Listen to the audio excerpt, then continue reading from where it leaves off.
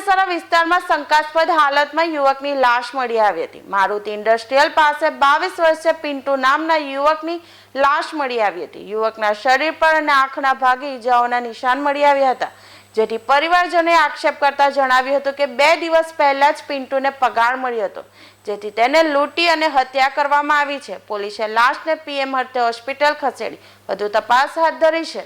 रहने का राम मंदिर के पास रहते हैं। आपका भाई का नाम क्या है? भाई पिंटू पिंटू पूरा नाम? पिंटू नायक। उसके बाप का नाम? देवराज नायक। रहने का कहाँ पे? रहने दे वो चिकूबाड़ी में रहता है।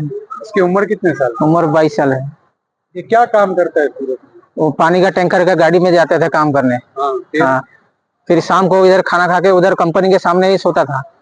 किंतु इसका पगार हुआ था परसों पगार हुआ था, कल थोड़ा पिया हुआ था, पी के कंपनी से उधर आ रहा था 11 बजे के बाद। बात भी हुआ था कि थोड़ा खाली पेट दर्द कर रहा है। उसके बाद 12 बजे के बाद उधर रास्ते बाहर लाश मिला।